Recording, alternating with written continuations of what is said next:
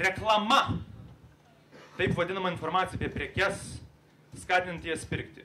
Jei pagaminėjai iPodą, laptopą ar moblogą, turi jas kažkaip pristatyti, apie jas papasakoti ir pavadinti. Ne viskas taip paprasta, reklamui slypi demonas. Aišku, jeigu grįžtam namo ir mama mus bando įtikinti, kad mes turim suvalgyti dar 5 karbonadą, jinai neįtikins, mes suprantam, kad jinai manipuliuoja mumis. Tačiau jei mes per teliką matom reklamą kažkokią, tos pačios Coca-Colos ar moblogo, tai kažkas valdo mūsų sąmonės ir sielas. Tai gal iš tikrųjų ne reklama mus valdo, o jūsų mama jūs valdo. Manipuliuoja mumis visais. Web 2.0. Aš tikriausiai buvau pirmasis žmogus patyręs šio 21 amžiaus stebuklo privalumus. Dar prieš kelis metus perskaitydavau Delfi kokią anekdotą, dėdavau ją minusą arba +2, arba savo mėgiamiausioj metalo svetainiai. Pavyzdžiui, Fermaltą buvau narys. Rašydavau kokį nors reportažą, kurį paskui redaktorius įdėdavo į titulinį puslapį. Generuodavau kontentą. Ir kas kokybiškai pasikeitė nuo tų laikų, nuo 98-ųjų, kai aš pirmą kartą prisijungiau, kai webas buvo tiesiog webas, o ne 1.0. Prisiminkim visą šitą rašto istoriją. Atsirado raštas, žmogui nebereikia rūpintis atmintimi. Gutenbergo mašina darbą palengvino, dar mažiau reikia prisiminti. Dar mažiau reikia prisiminti, ar ne? Viskas paprasčiau. Sklinda informacija. Fotografija atpalaidavo mus nuo ilgo sėdėjimo prie drobės, radijas mums pakinkė garsą, net ir beraščiai galėjo džiaugtis sužinantis žinias. Televizija visiškai priartėjo prie realybės ir vaizdus pradėjo šokdinti. Internetas sujungė kompiuterius į vieną tinklą ir staiga visi pasidarė potencialų žurnalistai. Kiekvienas potencialiai galėjo gauti ir priimti informaciją.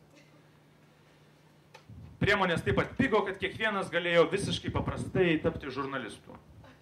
Ir 90-aisiais tikriausiai, didžioji dalis tikriausiai 90-aisiais prisijungė prie interneto, kaip ir aš. Pasėdėjom forumuose, konferencijose, mirkuose, newsgroupsuose, prigeneravom turinio ir štai mes visi blogeriai. Štai naujoji tinklo banga, naujoji demokratizacijos banga, jie pakeis sustabarėjusi žiniasklaidos pasaulį.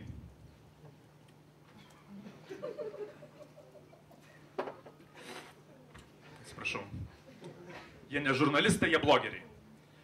Ir kas neleido mums 98-ais turėti savo blogą, atidaryti savo svetainę, ten kiekvieną dieną.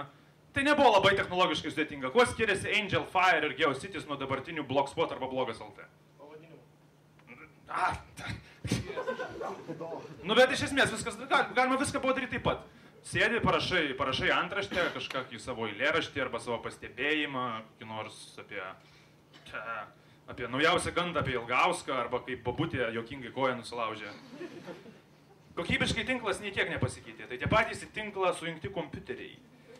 Ir taip pat, paskutiniam 10-metį 20 amžiaus buvo pilna teoretikų, džiūgaujančių, kad ateina demokratijos banga ir tinklas pakeis viską. Kaip ir dabar, ar ne? Ir kas atsitiko, tiesiog pamatė, kad stambusis kapitalas kūrė savo naujienų portalus ir vis tiek reikėjo kažkokios kokybės ir atrankos ir viskas nuslūgo. Kiek primiršom ir štai nauja demokratizacijos banga. Ugnėva daro gerą darbą, girdėjau, šviečia tamsuolius ir tiki vartotojų sugeneruojamų turinių.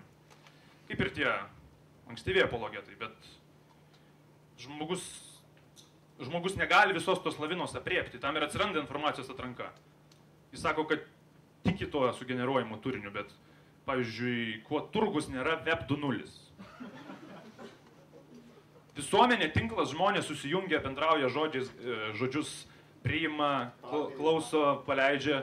Štai, pavyzdžiui, tos bobos ir armėnai, kur arbūzus pardavinėja, prigeneruoja tiek turinio. Stovi žurnalistas, klauso, ką sako bobos armėnai, atsirenka kažką savo apie naujausias kainas, kad, pavyzdžiui, galbūt Ignas nusiskuto kojas, kas dabar bus, gal toj vyrai pradės ir kvepintis. Parašo reportažą apie turgaus kainas. Kas yra žurnalistas? Jie neblogeris. Žurnalistas renka, rūšiuoja, perdirba ir pateikia informaciją auditorijai. Jis dirba žiniasklaidoje. Aišku, švietimo įstaigos gindamos savo egzistenciją iki paskutinio kraujo lašo, kovos, kad žurnalistas yra tik turintis diplomus, tačiau faktiškai rašyti ir šnekėti mokam kiekvienas. Taip suprantam, kad galim parašyti kažką, papasakot auditorijai, papasakot pradedant savo mamai, tėčiui ir baigiant visai Lietuvai. Kiekvienas blogeris daro tą patį, ką žurnalistas. Jis irgi atrinkinėja informaciją, ją renka, rūšiuoja, turi savo šaltinius, pavadinimus. Na, galbūt dėl įvairaus pasaulio viskas susmulkėjo, atsirado, tarkim, teminiai būdavo žurnalai apie žvejybą, dabar yra blogas apie kraujinius vėdarus ar dar ką nors, bet tai vis tiek tie patys procesai. Stebintis vadinamąją blogosferą pastebėjo, kad, kaip ką tik ir sakiau, didelė dalis blogų yra teminiai puslapiai. Ir jie pradeda veikti pagal tas pačias portalų taisyklės. Staiga atsiranda reklamos davėjai, staiga informacija pradedama nutilinėti, staiga dėl informacijos kiekioje prireikia rūšiuoti ir katalogizuoti.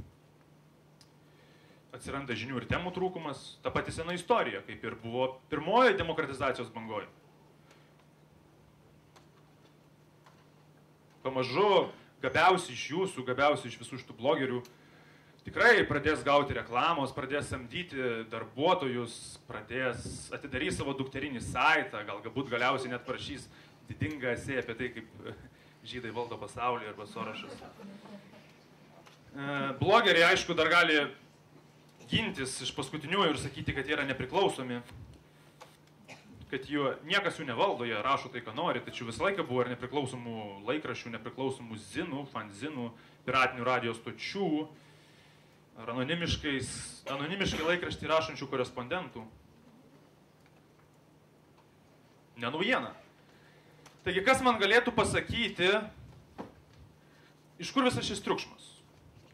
Ką mes naujo šiandien radome, kad būrėm šitą konferenciją?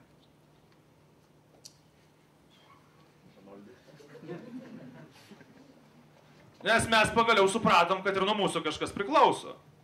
Tiesą sakant, jau senai laikas buvo. Ir aš džiaugiuosi, kad pagaliau žmonės pradėjo tikėti savim, tikėti savo galiom ir kad jie gali kažką padaryti. Jūs blogeriai, jūs esat visi apsibrėžę kaip žurnalistai, kaip dienraščiai, jūs turit savo temas, jūs tikslingai atrinkinėjate informaciją. Tai sveiki atvykę iš žiniasklaidos chebra, žurnalistai.